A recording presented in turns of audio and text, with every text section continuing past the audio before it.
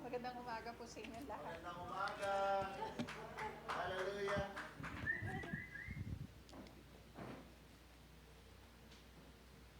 Nakakalasing. Grabe po yung worship kanina. Thank you very much, worship team. It's a wonderful worship today. Ang ganda-ganda. Kanina pa lang po, simula pa lang ng Sunday prayer kanina. Sobrang, I believe, nandito na ang Lord.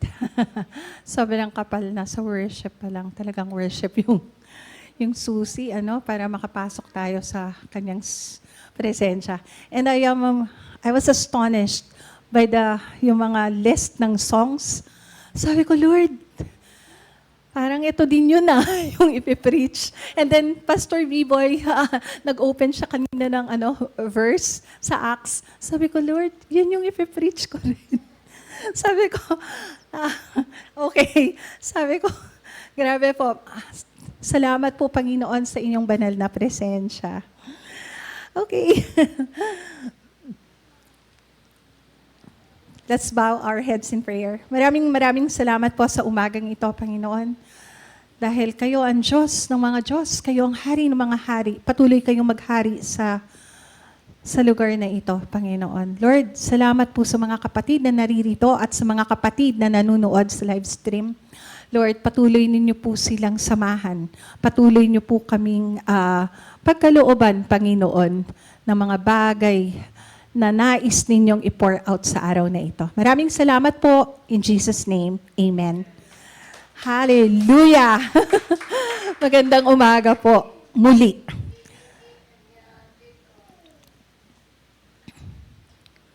How many of you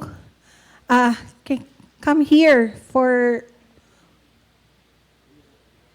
Sino mga pumunta dito at kayo ay pumunta dito dahil kayo ay nag-i-expect? Are you expecting from the Lord today? I believe makukuha ninyo yon. How many of you came here without expecting anything? Wala lang, dahil Sunday, kailangan mag-church. Diba?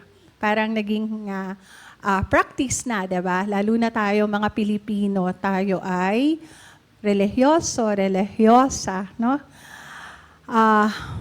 How many of you came here without expecting anything? Yung wala lang, dahil Sunday lang, so kailangan nasa loob ng church.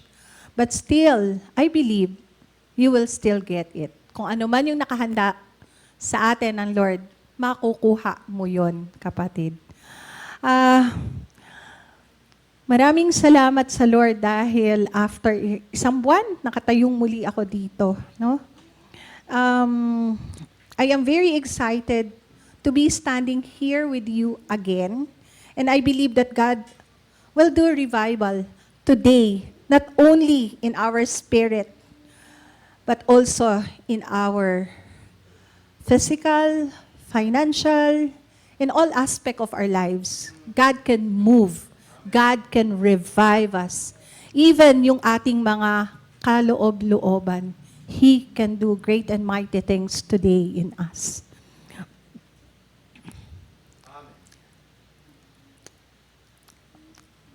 Kanina talaga, sobrang kapal ng presensya ng Diyos. When we talk about the revival, I believe it's the presence of God. No? Sabi ko, Lord, you will revive us again. No? Yung revival, it's not only an event. It's not only happens occasionally, no? But personally, I believe that revival can be our culture. Pwede namang maging kultura natin yung revival. Hindi lang yung ngayon lang dahil mayroong worship service or dahil may conference sa Cuneta Astrodome or dahil mayroong mga gawain na tumutukoy ng revival, no? Wherever we go, no? Kailangan dala-dala natin yung revival. Tama po ba? Kahit tayo ay nasa marketplace, when you are in your business, no? When you are in your workplace, you can bring revival because God Himself is living inside of you and me. Dahil ang Diyos ay buhay. Ang Diyos ay nasa sayo. Diba? We are the temple of the Holy Spirit. So, we carry, no? We carry, the Holy Spirit is living in us, and every time we go out, kasama natin yun. Kasama natin ang Diyos, no? And wherever the Holy Spirit is there, alam mo, may kalayaan, no? At mayroong liwanag. Sabi nga, in Christ there is freedom, there is light. Hindi darkness, no? Kaya pag nandun sa place na madilim, magulo, tayo dapat yung carrier ng liwanag. Tayo yung may dala ng apoy. Tayo yung may dala ng revival, no? The number one key to revival is the presence of God. Yung kanina, yung presensya ng Diyos, yun, no? And this day, we will pursue Him as we will never pursue Him before. Yung araw-araw, laging pinupursu mo ang Lord. Laging nais mo pa more of Him and less of us. If you believe that, there are things in your life na talagang kailangang makonsume. God is a consuming fire, no? So I believe today, God will consume everything that He has to be consumed in order for us to reach our purpose and our destiny. Lagi itong tinuturo sa Sunday School. Purpose, destiny, kingdom of God, no? So, I believe, no, naniniwala po ako, in order for us to reach our destiny, kailangan talaga may makonsume sa atin. Huwag kayong matakot. Hindi naman nakakatakot yung consuming fire of God. No? Okay. The substance of the kingdom is not the values. Lagi itong paulit-ulit dito last year about the kingdom of God. No, the substance for a kingdom is not the values, principle. They are not programs or activities, no? Don't get me wrong. Lahat 'yon mahalaga, no? Those things are good, but the substance of the kingdom of God is always to be the presence of the King. Do you agree with me on that? Yung presensya ng hari, yun ang napakahalaga. Kasi meron ngang kingdom, kung wala naman, absent naman yung king. So, di ba? So, hindi rin, wala rin. May kingdom, pero wala naman yung king. Hindi doon nakaupo, naka-enthrone yung king. No? So, wala rin. I want to share this to you. 2011, that was January 2011, no? Nababa ako sa work ko, parang na-demote ako. No? It was my husband na na-left. So nagpalit kami ng position. That was 2011. You know what? Well, I was signing contract to sell. So performing as seller. Kasi hindi naman ako manager. Seller ako. So I was performing very well. That was January. January pa lang, blines na ako ng Lord na parang for the whole year, na-cover ko na. Can you imagine that? Ganon kabuti ang Lord. That's only for 1 month. Pero alam mo, come early February of 2011, eto na. While sitting in the parang it's a closing room, no? Meron kaming mga room for clients. So I was signing contract to sell. Sobrang dami po nun. Makapal kasi yun So sabi ko, Lord, ang galing-galing mo naman. Ang kapal nito, pero parang hanggang tuhod ko na yung contract to sell. So I was really tired of signing contracts, no? These are close accounts. So na-close ko yung mga accounts. And then all of a sudden, I was sitting, dun sa couch. Sabi ko, nagpipray ako. Sabi ko, Lord, salamat po. Ang dami ko pong benta. Ang dami ko pong, ang dami niyo pong ginawa. Imagine that, for 1 month, na-cover ko na yung whole year kong production.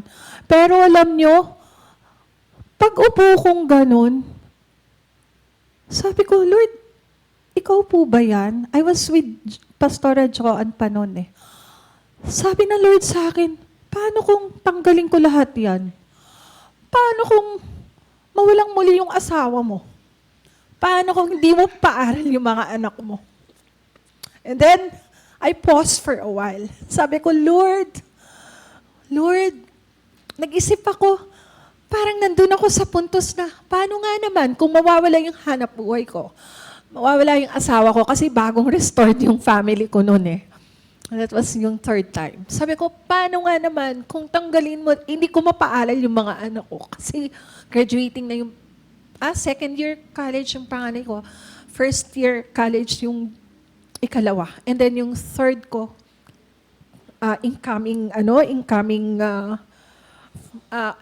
graduating ng high school. Sabi ko, and then all of a sudden, bibiglayin ka ng ganunan, Lord. Sabi ko, Lord, kung ikaw ba matitira sa akin, okay lang. Pero talagang, yung okay lang na yon, ngayon ko lang talaga nag-sink in sa mind ko. Nung ginagawa ko tong preaching na to, I had that dialogue with the Lord. Sabi ko, sige po, Lord. And then come March, nagloko na ulit. Nawala na ulit. Wala na. Tapos, yung mga anak ko, sabi nila sa akin, Mama, graduating, March kasi na ng graduation. Papasok na ulit ng college, mag-i-enter na ulit yung youngest ko. And then, sabi ko doon, Lord, paano po yun? Paano po yun? Sabi ko lang noon sa Lord, sige po, Lord, kung kayo ang matitira sa akin, why not? Nasabi ko yun sa Lord eh. Pero yung sabi kong yun, hindi seryoso. Parang, sabihin lang. Yung parang ayoko lang mapahiya sa Lord. May ganun ka ba? May ganun ako eh. Parang napaisip ako, nung ginagawa ko tong preaching na to, sabi ko, Lord, nagkaroon tayo ng dialogue. And then, He took away yung 3. Pero one good thing is, diba, pre-provide na niya for 1 whole year. Eto na, come April, na-dislodge yung group namin. Yung pinakang-boss ko, nawala na, nag-resign. So, natira na lang kami, yung group namin. Nung na-dislodge na, ito na yata talaga to, mawawala na ako ng hanap buhay. Pero, yung mga clients ko, hindi siya cash clients ha. Isipin nyo, yung mga clients, magbabayad siya ng 30% DP nila, payable in 60 months, 5 years. So, ang tagal ng pera. Matagal yung pera, no? Sabi ko, naku, ang tagal nito. Paano kaya? Paano kaya? Then, doon ko na-realize. Sabi ko, Lord, you had been good to me. Yes, nagkaroon ako ng dialogue na ganun sa Lord pala. Na ngayon ko lang, kagabi ko lang na-realize na may ganun pala akong nangyari sa buhay ko. And that time, willing ako lahat talaga i-give up. Nung time na yon, nawala na-dislodge na kami. Na-end contract ako. That was July of 2011. You know what? Pagdating ng November of 2011, nasa prayer tower ako. Bago pa lang nun ang prayer tower sa Taytay. Lagi ako doon. Lagi talaga akong nakaupo doon. Lagi ako nagpe-pray doon. All of a sudden, while worshiping, while praying, may tumawag sa akin. Bibili kami magkapatid. Yung kapatid ko, bibili din ako. Flare pa yung project namin nun. So sabi ko, Lord, paano ako makakabalik? Tanggal na nga ako. Paano po yun? Wala pa nun system. Low-tech pa nun. Wala pang system. Paano po yun? Ang ginawa ko, pumunta ako sa sales office, may dala akong RA. Sabi ko, sino kaya ang pwede sa akin kumuha? May dala akong benta, papasok ko sa iyo. So, parang confident ako, pre-provide ng Lord John. And then, come December, sabi ko noon, Lord, sige, Siguro, may purpose ka pa sa akin, kaya tinanggap ako dito. You know what? Araw-araw na ginawa ng Diyos.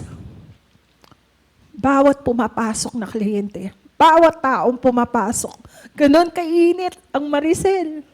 Kakausapin ko, isi-share ko yung goodness ng Lord, isi-share ko yung kapangyarihan ng Diyos sa buhay ko. At alam nyo ba ang nangyari? Halos karamihan doon na born again. All glory to God. All glory to God. Doon nila naisip na there is power in the Holy Spirit. Alam niyo yung mga RAs, doon sila, ginaya nila yan, kahit non-Christians. Ililayhan lang nila. Lahat mag-multiply yung benta nila. Talaga, no? Pag nandun ang presensya ng Lord, tatayo lang sila, mag-worship doon, tatawagin nila yung mga client, talagang dumarating yung kliyente. Sobra yung fire ng Lord. And then, alam nyo, pag nandun yung fire ng Lord, pag nandun yung Holy Spirit, anything na mahirap, walang mahirap sa Diyos. Pinadadali niya lahat ang proseso. No? So, habang ako naman, share ng Word of God, di ba matagal pa yung pera? Dahil patak-patak lang, yung parang staggered payment. You know what? Every time na meron akong sharean, papakainin ako, ilibre-libre ako, ibibless ako. And then one time, sinabihan ako, magkanda ka na dito ng Bible study. O kaya, ikaw na yung magpipray dito, ikaw na yung gano'n. So, every time yun, nangyari po yan kay Sister Maricel, year 2011. And that was so precious to me, yung experience na yon. Now, going back, ang haba, na-testify pa, no? Okay, so, eto, no? I said, God, ang Lord talaga, no?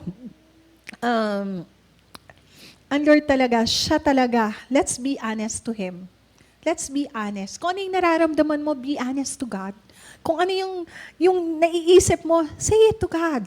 Alam mo, God is always listening to us. Akala ba natin, pag nagpipray lang tayo, dun lang tayo kinakausap ng Lord? No. Araw-araw tayo. Minu-minuto ng buhay natin habang may hininga tayo, nangungusap po ang Lord. No?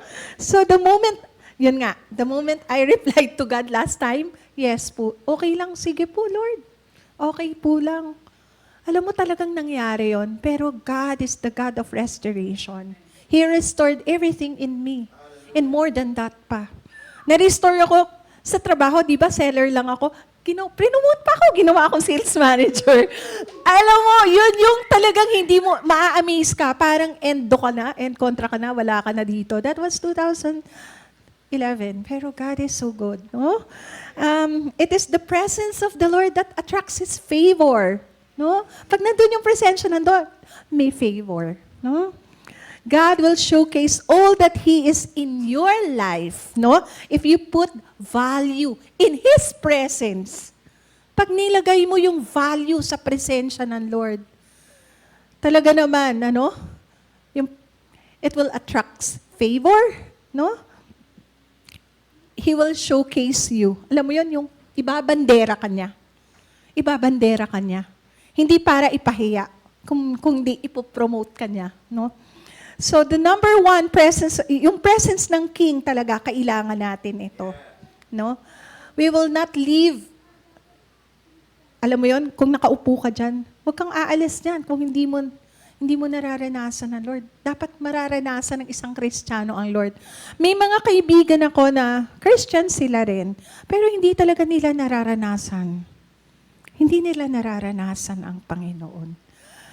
Pag tinanong mo siya, nararanasan mo ang Lord? Hindi. Oh, di ba? Pero, sasabihin ko, gusto mo maranasan ng Lord? Ayan, magkakape kami, ililibre ko. Halika, mararanasan mo ang Lord.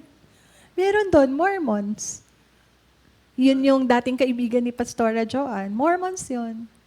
Gusto mo maranasan ng Lord? Aba, talagang tumutulo ang luha. Why? Why? Minsan pa lang niya naranasan ang presensya ng Panginoon. No? All glory to Him. Magsasalita lang naman ako. Gusto mong magkape? Gusto mo ng bread? May sandwich ako dito. Alam mo yon, it's an opportunity for all of us. You always look for opportunity. No? Mga kapatid, today, alam mo, ang message ng Lord is, kailangan talaga. Gusto kong i-share ito sa inyo.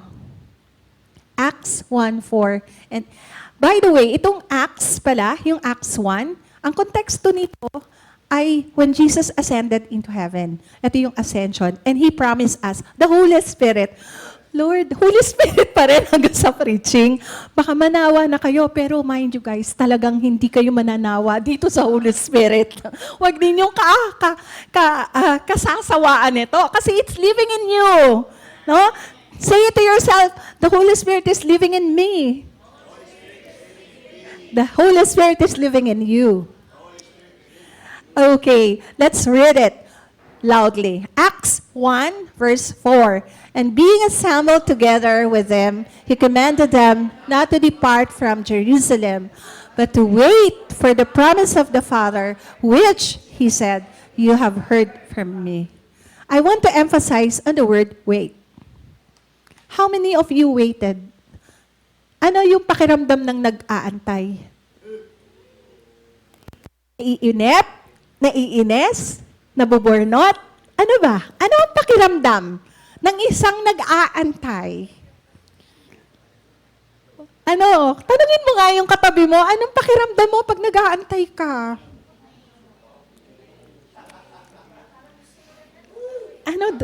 Ano raw? Nakakainip, di ba? Kung minsan masisiraan ka ng ulo pag nag-aantay ka at hindi dumarating, di ba? Yun nga lang, mag-antay ka ng matagal. May usapan kayong oras na ganito, tapos hindi dumating. Di ba? Parang, ano ba to? Lahat na, naisip mo na. Di ba? Nagagalit ka, naiinis ka. Di ba? Pero, ang sabi dito, wait. No? Merong Bible verse akong inano dito, shinare sa'yo. Ay, wait. Yung sabi na, wala yata. Meron akong, nawala na. Meron dito sa Isaiah 40, verse 31. Okay, sa New King James Version. Di ba? Those who wait upon the Lord will renew their strength. Di ba? You will soar on wings like eagle. Di ba? Ang sabi pa? Meron yan. So kung, mga kapatid, minention niya ng Lord sa kanyang salita. Hindi pa ito. Okay. So, how many of you are waiting for something? Nag-aantay ka ba ng breakthrough mo sa negosyo? Nag-aantay ka ba ng may ipapanganak sa ministry? Nag-aantay ka ba ng tawag sa iyong pinag-applyang hanap trabaho? Or nag-aantay ka ba ng approval ng visa, no? Yung residence visa. It happened to my daughter, kasi nagkaroon ng problem yata sa embassy sa Japan. So, she waited dapat yung 1 week lang, she waited for 1.5 months. And then, syempre, pag wala kang passport with you, nakaka-aning yun eh. Pero sabi ko, sige, just enjoy waiting. Kasi yung waiting, may kinikreate sa kanya ang Lord. Ano yung dinidevelop sa atin while waiting? The Lord is developing our character. Doon lumalabas, anong karakter mo pag ikaw ay nag-iintay. Nawala. Okay. So, in the waiting, okay, the faith gets activated when waiting. Alam nyo ba, lahat ng tao, di ba? Magpe-pray, hihingi ng word sa Lord, na-activate natin yung ating faith pag tayo ay nag-aantay. How many of you are waiting for something? Some are waiting for your healing. Some are waiting for your breakthroughs in your finances. Some are waiting for a loved one na matagal nang nawawala. Some are waiting for their children to be changed or to be, alam mo yon, maging mabuting anak. No? parents, we are always waiting for our children. Kahit matatanda na sila, we are waiting for their calls, we are waiting sa mga pangungumusta nila. No? So, biblical waiting is not a passive thing. Ano ba yung passive thing? Biblical waiting is expecting. Kaya kanina, sabi ko sa inyo, are you expecting for something today? Diba? Sabi sa Psalm 37, verse 7, sabi dito, rest in the Lord and wait patiently. No? This is His word in Psalm. Psalm 37, verse 7. Hindi pa pala to. Mga kapatid, wait patiently means sa Hebrew, eto, naririnig ko to. Sa Hebrew, ang waiting is birth pains. Yung nanganganak, kasi siyam na buwan na dinadala. And then, pag nandun na, due date na, no? Lahat excited. Ano kaya yung mukha ng bata? Do ngayon, may technology na, nakikita na yung kung sino yung kahawig ng bata, no? Ng baby. Pero, nung mga panahon na hindi pa uso ang ultrasound, talagang hinihintay ng magulang kung sinong kamukha, kung babae ba o lalaki. In the past, talagang ganun, yung mga old age, ano, ganun yung ginagawa. Sa sobrang, pag nag-aantay ka, dahil parang kinonect nga ito, parang ang waiting daw ay katulad ng isang birth pains. Habang humihilab yung tiyan, diba, ng isang nanay, ako, I experienced that. Nag-labor pain ako, pero hindi naman lumabas dahil breech, no? So, na-CS po ako after 7 hours of painful contractions. So, lahat, no? Talagang may pain, may birth pain, no? So, dito sinasabi, kailangan daw, pag tayo'y naghihintay, we have to be intense. We have to be intense focus. Kailangan, katulad ng driving. I was in Baguio last week, sa Tuba, Benguet. Alam mo talagang, pag sa gabi doon, foggy na. Nakakatakot talaga. Pag hindi ka intensely na nakafocus sa pagdadrive, yung kasama ko, huwag ka matutulog. Kasi pag hindi ka talaga intensely focused on what you're doing in driving, pwede kang mahulog sa bangin. Have you heard that? Last Saturday or Friday, may nahulog na SUV dun sa Benguet. So, ganon, pag hindi ka nakafocus. So, kailangan, while waiting, you have to be intensely focused. Nakafocus ka dun sa inaantay mo. No? So, Jesus turned to His disciples and tell His disciples, you're not yet ready kasi pinaghahantay pa. Dito sa versikulong to, dito sa verse na ito, hindi pa kayo ready. I want you to go to Jerusalem and wait. Sabi niya, how many of you know those 12 disciples, they are the most anointed people during the time of Jesus. Sila yung pinaka-anointed na mga tao. Sila yung nagpe-perform ng signs and wonders. They do healing. They lay their hands on the sick and the sick are getting healed. Sila yon, yung 12 disciples. And they're siguro sa panahon ngayon, hindi natin mahihahalin tulad na, etong mga disciples na ito, bakit kaya pinaghihintay pa sila ng Diyos, no? Samantalang, they are trained with Him for 3 years. 3 years na may ministeryo ang Panginoon. 3 years din na tinitrain sila ng Diyos. Pero, pinag-aantay pa rin.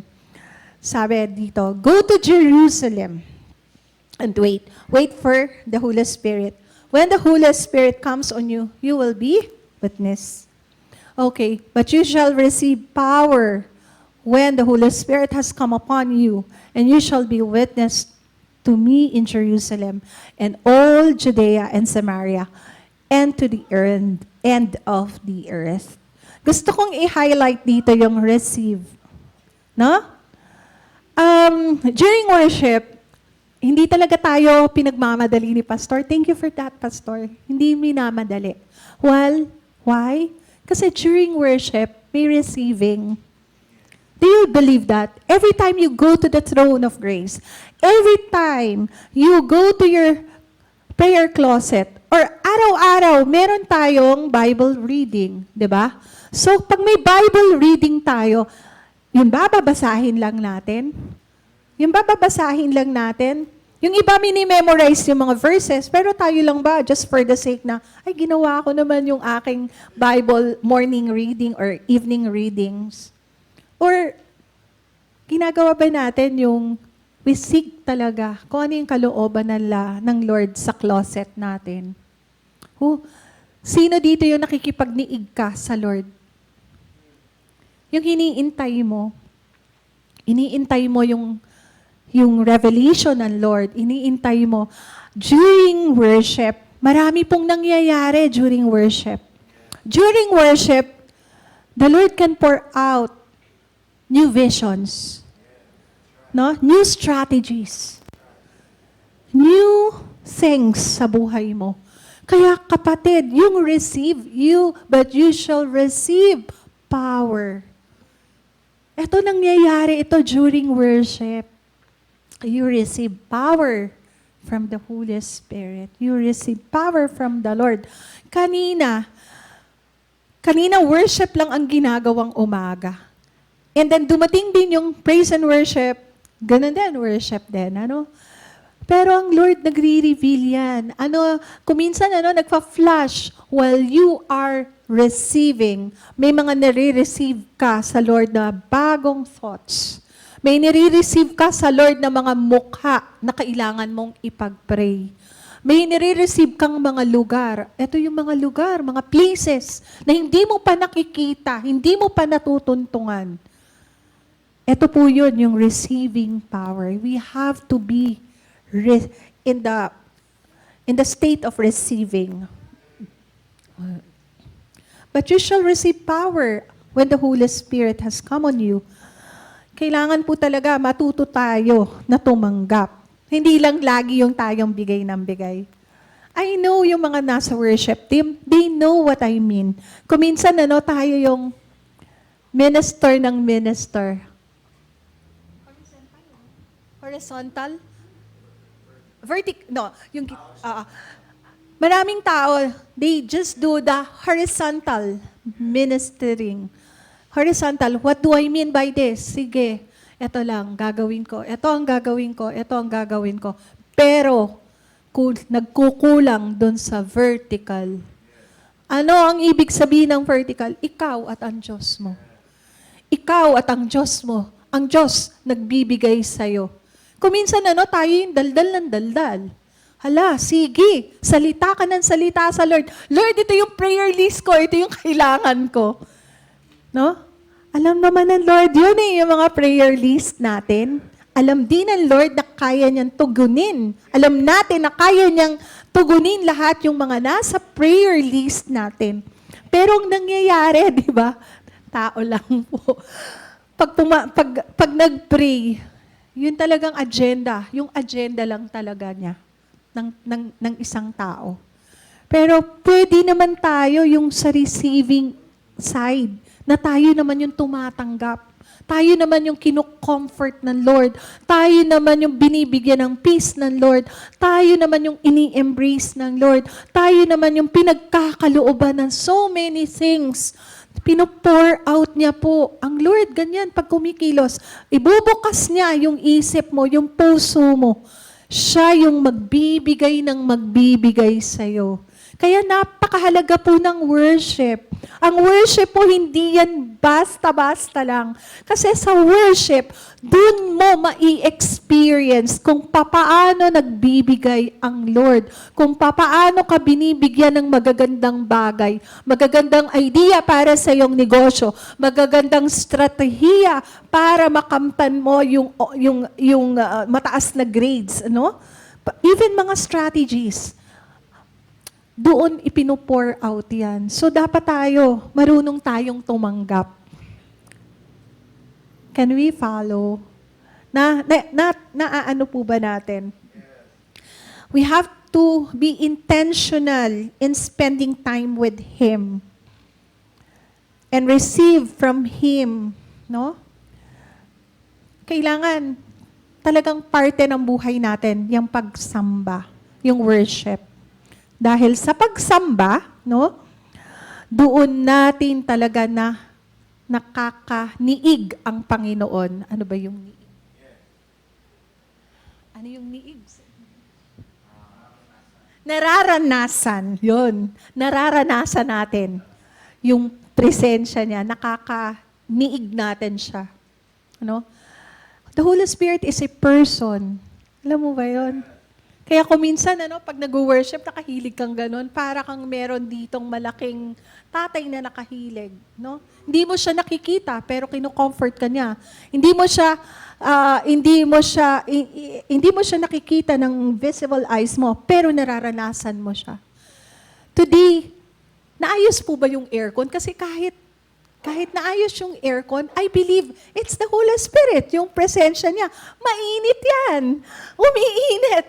Pero alam mo, sa totoo lang, pag ang presensya ng Diyos ay nandyan, parang kahit napakabigat ng mga problema, napapagaan. Bakit? Ang kasama mo napakalakas. Holy Spirit yun eh. Diba ba? Nakaninirahan sa iyo at sa akin. Okay. So, I will challenge you mga kapatid, sa araw-araw ng ating buhay, paglaanan natin na mag-worship tayo sa Lord. Ibukas natin yung puso natin sa Kanya. At tumanggap din tayo sa Kanya. Kasi in receiving, doon, diba? Doon ka lalakas. Kasi tumatanggap ka. Okay.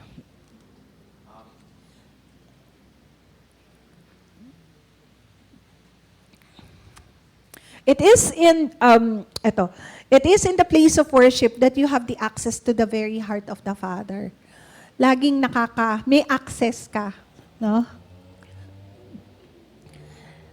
I believe, yun yung place of receiving kasi may access ka nga eh.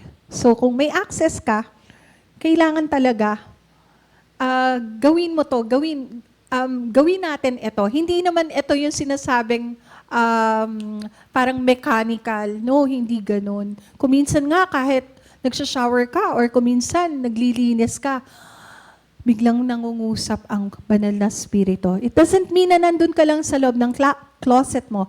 Pwedeng nakaupo ka dyan or pwedeng nasa bus ka or waiting ka for a jeepney. Nangungusap po ang banal na spirito. Many times sa buhay ko, ako po ay commuter ng napakatagal na panahon.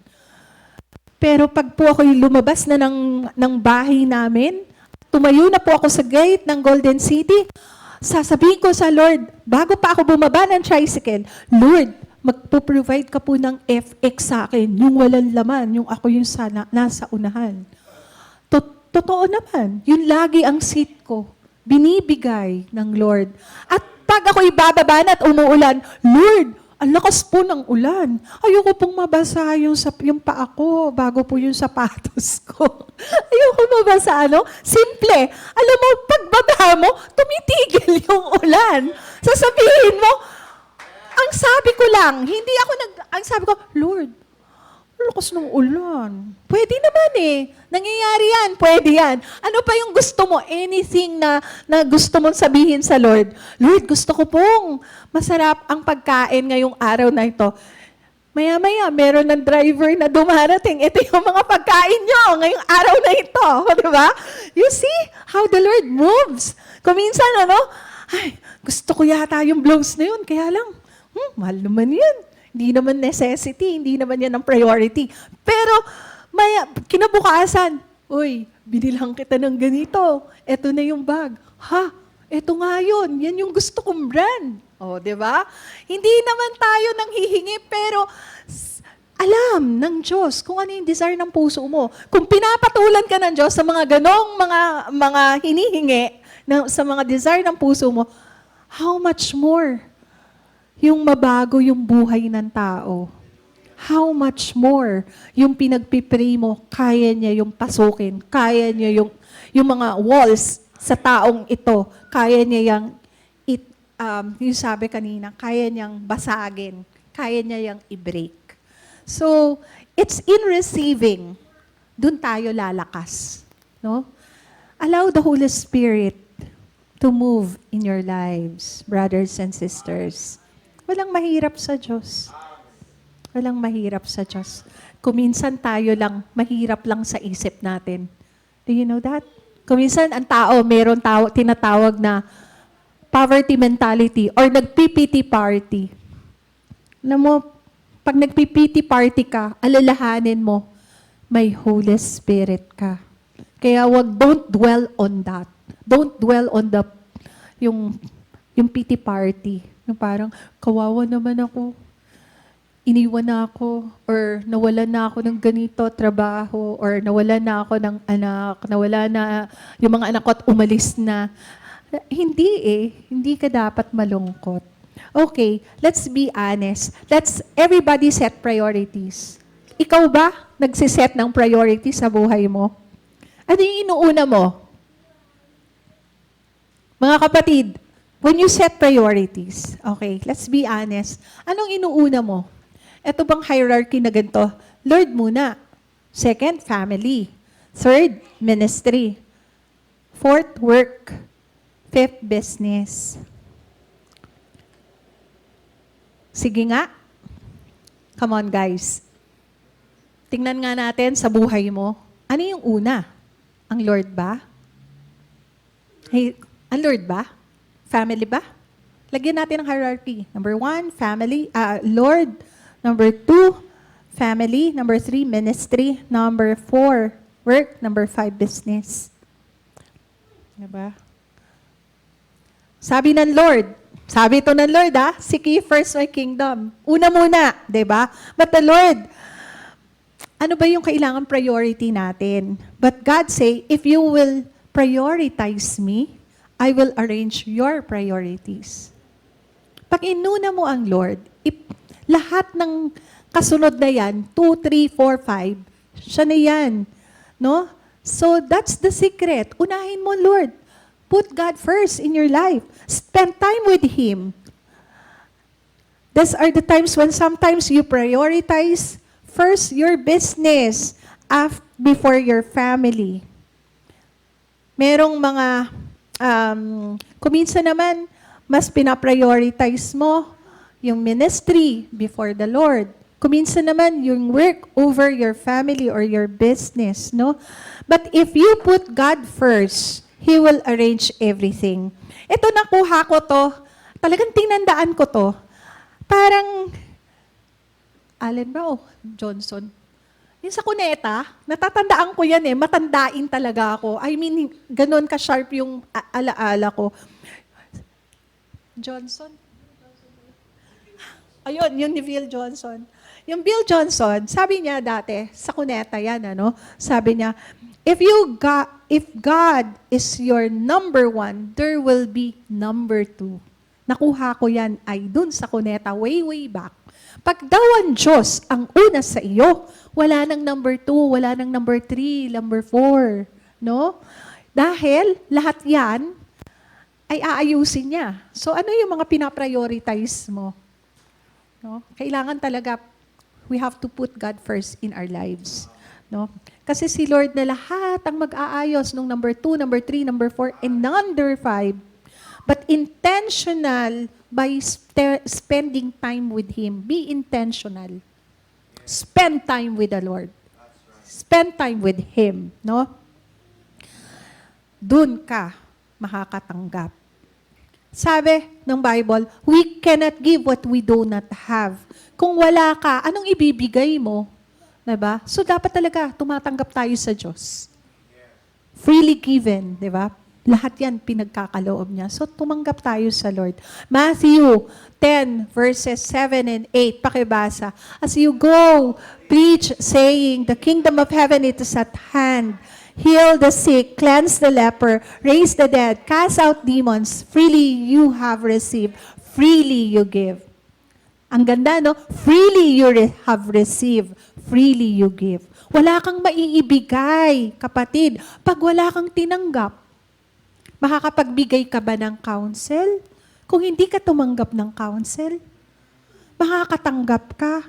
Kung wala ka, hindi ka makakapagbigay. No? So, last phrase, freely receive. You have received, freely you give. Diba? So kailangan talaga, we have to guard our heart, no? Many people burn out because they prioritize ministering horizontally. Marami ko pong kakilala, nasa ministry, walang ganun sa Jugsgo QC. Walang nababurn out dito. Wala. You keep on ministering. Minister ka ng minister. Pagod na pagod ka. Pero, you don't sit with the Lord. You don't sit. Like si Mary and si Martha. Di ba? You spend time going to the mountain. Si Jesus, nung gumagawa siya ng ministry, he spent time going to the mountains to pray. No? Sometimes he would make up early in the morning to go up to the mountain and pray. And he is the most busy person. Siya yung pinaka-busy tao. If Jesus operated as a man, no, what was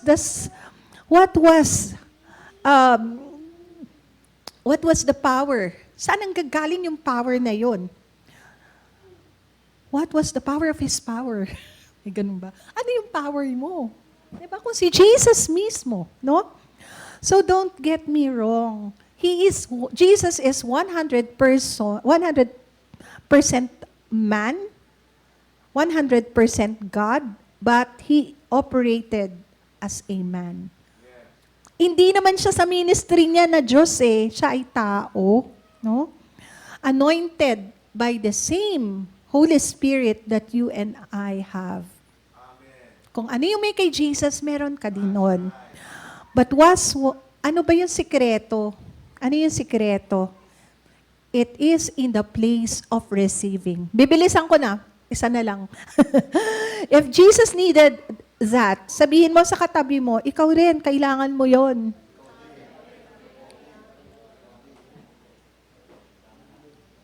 Kailangan nating matutunan yung pag-receive. Ano? Kailangan natin, we have to learn how to receive. We have to listen carefully. We have to listen carefully to the voice of the Lord. No? Merong season talaga ang receiving. There is a season when God hide you and He has told you what to do. Kuminsan sinasabi niya, may season of feeding.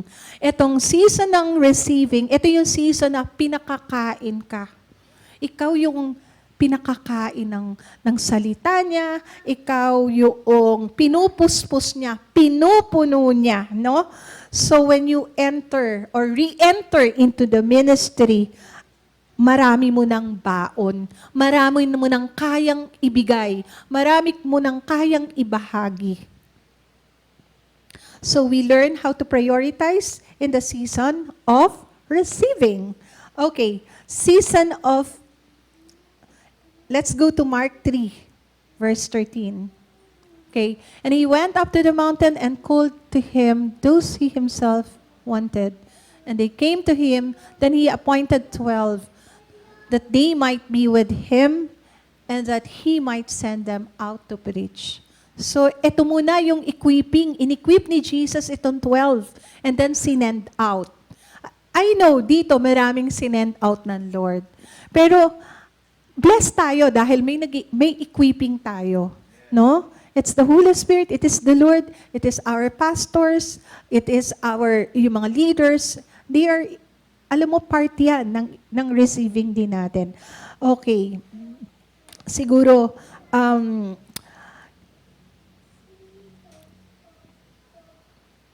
Luke 10:41 to 42. And Jesus answered and said to her, Martha, Martha, you're worried and troubled about many things, but one thing is needed. And Mary has chosen that good part, which will not be taken away from her. Diba? Alam naman natin yung storya ni Martha at saka ni Mary. No? Si Mary, abala. Bakit kaya abalang-abala si Mary? Pwedeng gusto lang magpa-ganda points ni Mary. Ni Martha, Lord, tingnan mo ako. Nagagawa ako ng sandwich. Nagluluto ako. Lord, masarap ba ang ginawa kong sandwich? Masarap ba ang aking nilutong agahan or merienda for you? Diba? Guys, kuminsan tayo, no? Sa ministry, pogi points lang, ganda points lang. Pero, ang kulang, ano yung kulang? Sitting. sitting at the feet of the Lord. And sino yung pinili niya? Sabi ni Lord, Mary's choice is the best part. Diba? Pero si Martha, pagod na pagod. No? May ganun ba dito? Wala naman siguro. Yung pagod ka na stress ka na. Stress na stress. Pagod na pagod. Wala nang ibang gumawa kundi ikaw. Pero, makikita mo, ba't yan? Ito naman. Kanta ng kanta lang. O kaya, ito naman. Pray lang ng pray. Pero sabi ni Lord, mas pinili niya yung ginawa ni Mary. Kaya kanina doon sa song, di ba? Yan yung song natin kanina. Okay. Gusto natin, man of action. Di ba? Lahat naman, gusto ay may man of action. Lahat may ministry. Sasabihin, sige, go, go, go. Let's go, Jags, go. Apelido yan ni Brother Raymond. Go. Di ba? Laging, let's go, go, go, go. Lahat naman talaga gusto. Go, send out, go. Pero alam mo, kapatid, sabi dito, sabi niya, the Spirit of God, dahil kailangan talaga natin, importante na we are being led by the Holy Spirit, no? Magkakaroon ka ng great impact pag ikaw ay may Holy Spirit at alam mo yung ginagawa mo, sinik mo ang Lord doon sa mga bawat decision mo sa buhay mo. No? Kaya hindi pwedeng sige lang. Hindi ganon. Di ba? Kahit alam mo, magkakaroon ka ng impact in big or small thing. Magkakaroon ka ng impact. No? Number 3, gusto kong i-emphasize. Balik ako ulit doon sa Acts 1:8. Pwede bang bumalik doon? Pwede po bang ibalik doon sa Acts 8 ulit? Acts 1:8. Thank you, Sister Marge.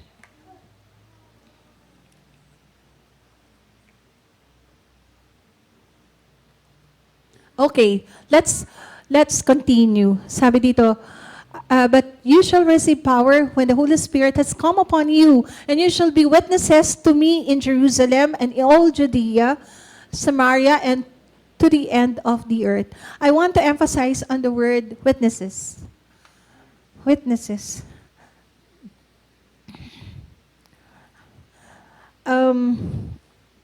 Etong witnesses, dito ko na-experience last Friday, how Pastor Elias, alam mo yon, made an impact to his school, to his ministry. Alam mo, dun ko nakita si Pastor Elias, sobrang dami ng tao, sobrang daming nagmamahal sa kanya. Why? Naging part siya ng buhay ng mga taong yun. Why? Dahil si Pastor Elias, lagi siya yung to evangelize. Laging isa-share niya si Lord. Lahat ng mga nag-testify doon, who Pastor Elias was, alam mo, lahat sasabihin niya, sinisharean kami, tinuturuan kami, sinishare niya si Lord, lahat ng nagsalita. So ako sabi ko, grabe, at his age 33 years old, parang 33 din si Jesus nung umakyat sa langit, no? Nung nawala. 33 years old lang si Brother Elias, si Pastor Elias, pero ang dami na nasharean niya, no? So, eto, witnesses to me in Jerusalem and all. Alam mo yung evangelism, yan talaga, yung evangelism, yan ang nakita ko dito sa mag-asawang Pastor Elias and Pastora Sheila. So, they evangelize. It is the purest form of an act of worship. Napaka-pure pala niyan, yung evangelism. I realized this while I'm doing this preaching. Sabi ko, but evangelism is in its purest form, is an act of worship. No? Sabi ito sa Mark.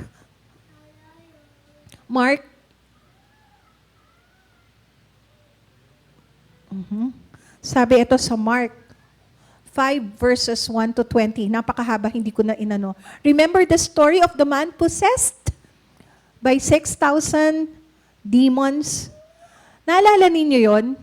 Merong man, nakatira siya sa simenteryo, lagi siyang naked dahil may diferensya. And possessed by 6,000 demons, no? What did the man do when he saw Jesus? Ano ba yung ginawa niya? He worshiped Him. Basahin niyo yon, balikan niyo ito. Mark 5, verses 1 to 20, no? Ito yung medyo baliw, naked, na possessed. He was possessed, living in the tombs. Imagine that. Hindi ko na lang nailagay dito. He had an encounter with Jesus. He was powerfully delivered. What he did after, ano yung ginawa niya? He went to 10 cities. He began to proclaim what Jesus did to him. Nag-preach yung isang na-deliver na tao. Imagine that, isang tao lang yun. Pero he was powerfully delivered by Jesus. And he went to 10 cities to proclaim the word of God. Sinabi niya, meron ba ditong 5 minutes Christian? Alam mo yung 5-minute Christian, pagdating nun at pag napuspos yun ng banal na spirito, pwedeng tumakbo yun eh. Pwedeng sinabing, alam mo, nasumpungan ko ang Diyos. Alam mo, nakilala ko ang Lord. Parang ganito lang etong isang naked man na marumi. Imagine mo na, baka nga ang kinakain nito, nanghahabol ng manok at kinakain niya yung manok ng hilaw. Kasi nga, merong diferensya, no? Alam mo, ito yung mga message na kailangan natin. Kung itong taong ito, 10 cities, yung na-convert. Decapolis. Oo. Yes, sa Decapolis. Ang message niya lang, sabi niya, oy, nakakilala ako sa Diyos. Di ba? Meron bang ganun dito? Hindi naman tayo naked, hindi naman tayo possessed. So we can do that also, no? So everyone has a story to tell. Everyone has a story to share about the goodness of God.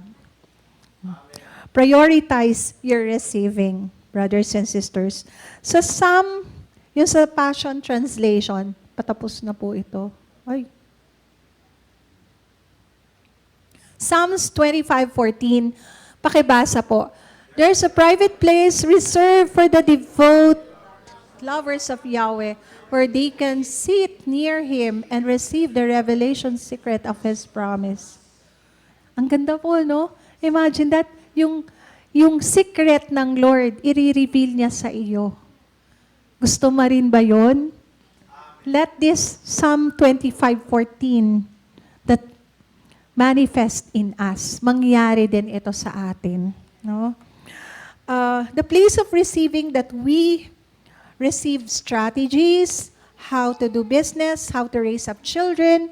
Again, ito yung how to deal or how to understand your wife, your husband, how to raise children, di ba? How to run your ministry where God shares you His heart. We have to learn from the Lord. We have to learn receiving. Let's go back to, ito na, patapos na po ako. So, mga kapatid, tayo sa buhay natin, naging mabuti ang Diyos sa iyo at sa akin. Marami nating testimonies, marami nating pwedeng ipatotoo, magamit ito para ang hindi nakakakilala sa Kanya ay makakilala sa Diyos na buhay. Makakilala at makapasok din sa kingdom of God. So let's share, no? Let's share the word of God. Let's share the gospel, no? Kasi hindi naman ang revival dito lang sa loob ng simbahan. Hindi naman ito yung reformation natin, hindi lang ito nangyayari, nagaganap sa gawain o sa buhay natin. Ito, yung witnessing, napakahalaga po ito. Kasi ang heartbeat po ng Lord ay lahat ay makakilala. Pag ang buong mundo ay nakakilala na sa Kanya, no? babalik siya. So kung gusto niyong mapabalis ang pagdating ng Lord, let's be bold and courageous to share His word. I-share po natin. Not everyone is called to be an evangelist, but everybody is called for evangelism. Jesus said in Matthew 28, ito po is a command. Go therefore and make disciples of all the nations. Pakibasa nga po. Baptizing them in the name of the Father and of the Son and of the Holy Spirit, teaching them to observe all things that I have commanded you. And lo, I am with you always, even to the end of the age. No? Preaching the gospel is not a suggestion. Preaching the gospel is a command. No? It is given to all the believers in this house. No? You and I are called to proclaim the gospel. You and I are called to be witness. Ito, meron akong share sa inyo. Itong i-share kong sa inyo is a friend of mine na pastor. No? Sumakay siya ng flight going back to Manila, coming from the south, Palawan. Itong pastor na ito, nakasakay na siya sa eroplano. Alam mo, sabi niya dun sa sabi niya, all of a sudden, nagkaroon siya ng urge to share the gospel, pero nasa loob na siya ng eroplano. No? Sabi niya dun sa F8, dun sa crew, cabin crew, may napanood ako dati sa sa TikTok pa sa FB. May nag-propose dito, pwede ba yun? Di ba, inaalaw ninyo yun, yung proposal? Sabi niya. Pero the Holy Spirit's talking to him. Sabi niya, binibigyan siya ng wisdom. He remember a person, yung parang couple na dun mismo nag-engagement, yung parang proposal, engagement proposal, no? Sabi niya, pwede din ba akong mag-propose? Hindi engagement ng proposal niya. Pwede ba ako mag-propose? Sabi ng crew ng FA. Sige po, sir. Pupunta po, kausapin ko lang po yung yung piloto, yung si kapitan. Si captain. Sige. And then, nung bumalik na yung FA, sir, pwede po, kaya lang 3 minutes lang po yung proposal. Ano po ba yung proposal ninyo? Alam mo, hindi niya sinagot yung proposal. Alam mo what he did?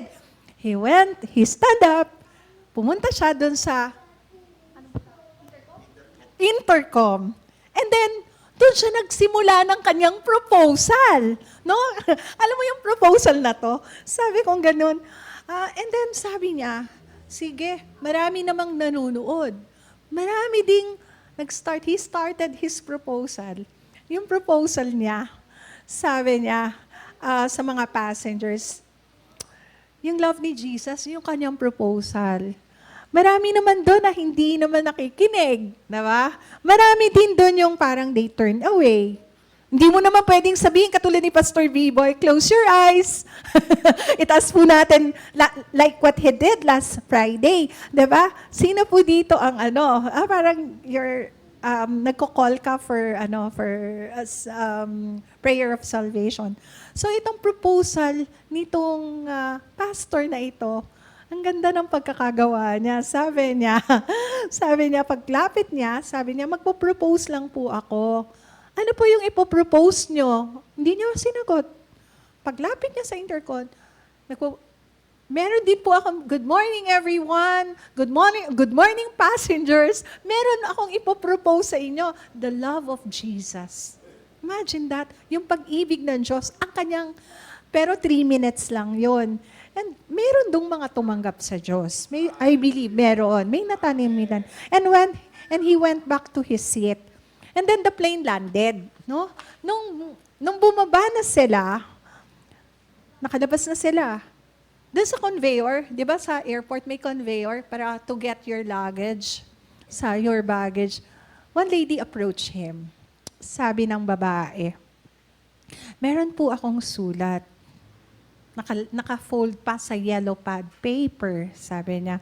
Sabi ng babae, sir, because of your proposal, I understood the love of Jesus. Sabi niya, ito po yung sulat na to, this is a suicidal letter. Sabi ko po, pagbalik ko ng Manila, magpapakamatay ako. Imagine that. No? Sabi niya, but I found Jesus. But I found Jesus. Sabi ng pastor, bakit mo naman gagawin yun? Kasi po, I found out, may asawa na pala yung boyfriend ko. So she discovered na yung betrayal, may asawa na. So hindi niya makayanan. Bumalik siya ng Manila. Pagdating ng Manila, Sir, ito po yung letter. Alam mo, inabot pa sa pastor. Pag-abot niya nung yellow pad paper na napakahabang nobela, yung pala, suicidal message. No? Imagine that. And then what happened? Inabot niya kay pastor, pinunit niya sa harap ng pastor. Ang sabi niya, Pastor, naranasan ko po yung pag-ibig ng Diyos. Na ang Diyos ang lumikha sa akin at hindi ko dapat gawin ang pag-suicide. Hindi solusyon ang pag-suicide. No, isa lang itong patotoo kung papaano tayo mag-witness. Diba? At dami dyan. You can go to the mall. Sa mall, ang dami dyan. May mga nakabandana, may mga tinutulak ng mga matatanda, or may mga families, di ba? We are strategically, our church is strategically located right across Magnolia. No, Rob, Magnolia. Pwede, we can do that. Diba? This is very exciting. Kung alam mo yung pag-ibig ng Diyos ay nasa iyo at nararanasan mo, we can be bold and courageous to say this, to share the love of God, to share Jesus. Why? Kasi pag naka-attach yung heart natin sa Lord, alam mo, nagiging connected yan. Pag nakakonect tayo sa puso ng Lord, alam mo, sadyang very easy for us to share the love of God, the love of Jesus. And this is Evangelism 101. What we carry in our hearts, what we carry in us is something that is so powerful that the world out there needed. One time at a time. Pwede naman yun eh. Hindi naman tayo katulad ni John Wesley na isang revival, lahat talaga na sa street talagang lahat na re-revive.